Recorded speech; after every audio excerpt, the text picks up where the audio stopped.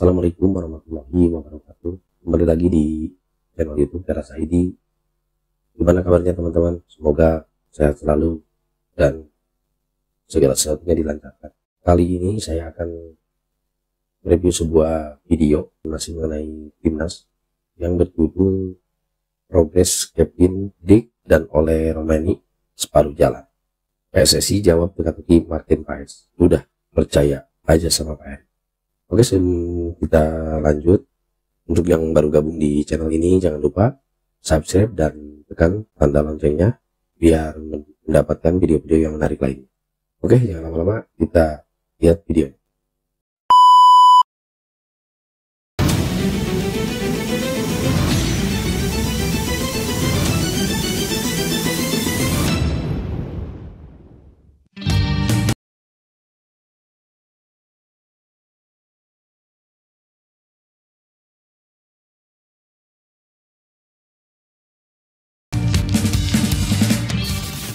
Sampai saat ini tentu saja publik masih terus memantau gimana manuver PSSI yang katanya akan menambah kekuatan untuk bertarung di round 3. Dan melihat waktu yang terus berjalan, rasa-rasanya publik juga makin gak sabar kira-kira siapa gelombang pertama yang akan masuk.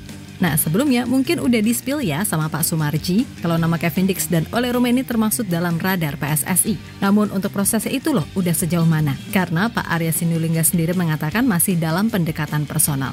Selain itu, publik juga sekarang malah dibuat resah oleh kasus Martin Paes yang gak kunjung menemui kepastian. Malah yang ada, menurut info resmi dari CES, sampai setidaknya bulan Oktober gak ada jadwal terkait Martin Paes ini. Atas dasar itulah PSSI akhirnya memberikan sedikit pencerahan terkait situasi Martin Paes yang emang berbeda. Selain tentunya, PSSI juga meminta publik untuk percaya aja sama Pak Erick Thohir, karena pastinya beliau akan melakukan segalanya demi membuat timnas Indonesia jadi lebih kuat.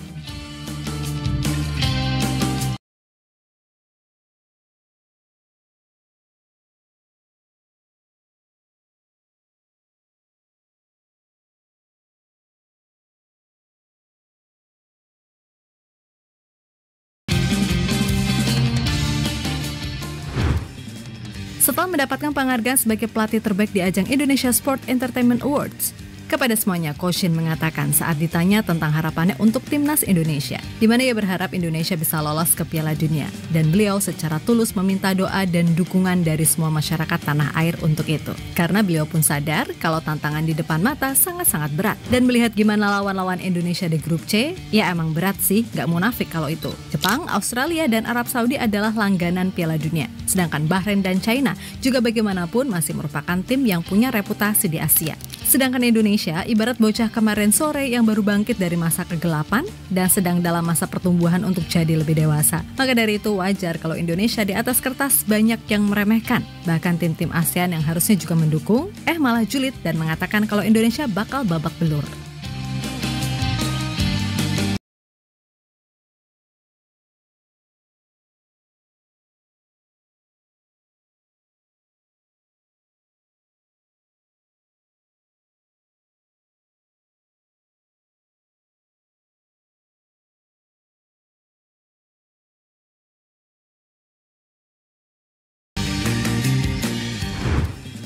Yap, sebenarnya wajar dan sekali lagi nggak apa-apa sih Indonesia banyak yang meremehkan karena ya emang kita secara ranking kita nomor 2 terbawah bersama Kuwait dari semua tim di grup A, B, dan C.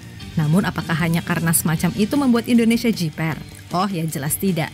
Malah yang ada, ini akan jadi ujian menarik bagi timnas kalau benar-benar mau naik kelas. Dan level Asia vibes-nya ini emang gini. Seru, deg-degan, dan mantap. Dulu biasanya kita hanya melihat timnas Indonesia away-nya ke Thailand, Vietnam, ataupun Malaysia. Tapi sekarang, walah bisa away ke Arab, Jepang, Australia, China, dan Bahrain. Di level yang pertandingannya lebih intens. Harusnya sih kita bangga dulu lah ya. Walaupun di satu sisi karena ini udah round 3, berarti kekuatan tim harus benar-benar ditambah agar bisa tampil semaksimal mungkin kan gitu.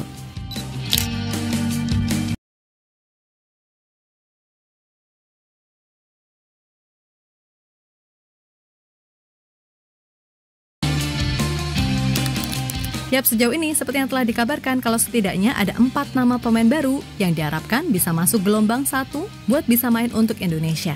Di mana mereka adalah Ole Romeni, Kevin Dix, Tristan Goyer, dan Martin Paes. Nah, khusus Martin Paes, kayaknya kita benar-benar harus bersabar dan sangat sabar karena prosesnya ini jauh berbeda. Ya, menurut info resminya, belum ada jadwal mengenai sidang Martin Paes sampai setidaknya bulan Oktober. Melihat hal itu, wah resah gundah gelisah tanpa arah dong netizen. Dan seketika itu pula banyak netizen yang bertanya-tanya kepada PSSI terkait kenapa kok bisa gitu, kenapa kok lama dan lain sebagainya. Termasuk mengenai biaya sidang Martin Paes di CES yang ditaksir mencapai 32 miliar rupiah. Sampai pada akhirnya Pak Arya Sinulinga menegaskan untuk percaya aja dengan segala hal yang telah disusun oleh Pak Ketua PSSI. Dan dia meminta agar segala isu yang simpang siur jangan ditelan dengan mentah-mentah. Jangan terlalu banyak sok tahu. Kami akan bicara kalau sudah pasti. Santai aja, kita semua tahu langkah-langkahnya. PSSI sudah diperhitungkan. Kita tahu bagaimana biaya-biaya sudah dihitung. Kami kalau terbentur biaya sejak awal, kami sudah tahu masalahnya tidak mungkin dimasukkan sebagai WNI. Kalau karena biaya, pasti kami stop sejak awal pakai logika. Kalau ada yang analisis, coba pakai logika sederhana. Kalau masalah biaya, kami pasti tidak akan meneruskan jadi WNI. Karena kami tidak perhitungkan soal biaya dan ada yang kami perjuangan di berbagai tempat itu. Tunggu saja, serahin pada ahlinya di tim Pak Erik. Bukan bilang kami berhasil, kami belum tahu, tapi sudah terbukti timnya untuk mengurus. Kami lagi godok semua, ucap beliau kepada awak media.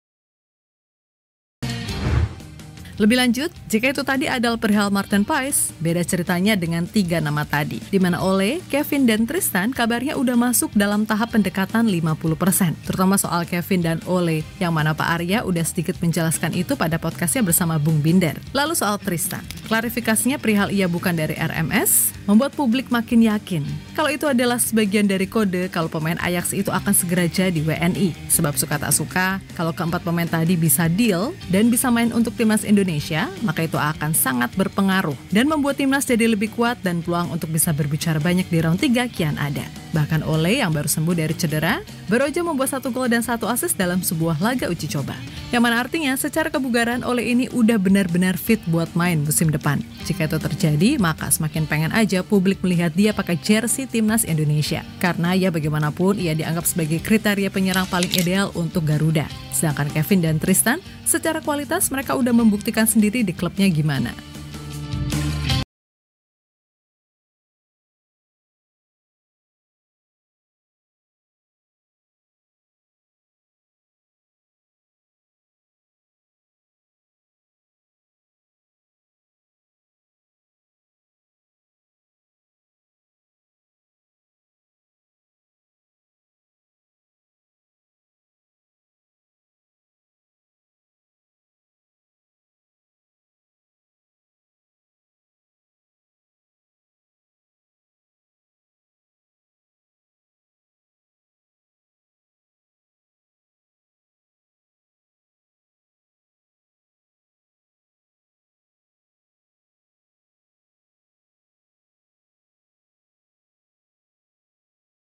Pemain gelombang 1 ini udah benar-benar bisa main untuk timnas, maka kedalaman skuad tim Garuda ini seenggaknya udah jauh lebih kuat. Sehingga ketika ada hal-hal yang memaksa salah seorang pemain absen entah karena cedera, akumulasi, dan lain-lain, backupnya secara kualitas gak jauh beda. Dan itu sejalan dengan keinginan Pak Erik yang ingin membuat timnas senior ini punya 2x11 starting yang kuat. Maka dari itu sekali lagi, kalau 4 pemain tadi plus Jens Raven yang udah lebih dulu clear urusannya bisa main bareng, ya persentase peluang timnas kali ini bisa naik jadi 45% lah. Dan nanti semisal pemain gelombang 2 atau 3 bisa ikut nyusul sampai setidaknya 85% pemainnya berasal dari liga luar negeri, barulah kami berani memberi peluang Indonesia sampai 50%. Yang mana artinya, jika berhasil menyapu bersih kemenangan atas Arab Saudi, Bahrain, dan China di kandang sendiri, lalu bisa sekuat tenaga menahan Jepang, Australia, baik kandang ataupun tandang, insya Allah Indonesia ada peluang untuk lolos. Kalaupun rank 1 atau 2 dirasa nggak realistis, ya rank 3 dan rank 4 untuk kemudian bertarung di round 4 bisa dan sangat realistis untuk diperjuangkan. Maka dari itu, ayo semangat PSSI menambah kekuatan. Semangat Coach Shin dan staf pelatih lainnya, serta semangat buat semua para pemain. Nggak usah peduliin dari mana latar belakang kalian dilahirkan. Asal udah pakai merah putih dan main demi lambang Garuda, ya udah kami akan total mendukung dan menganggapmu sebagai bagian dari bangsa ini. Karena emang sudah seharusnya begitu kan? Kita Garuda, respect.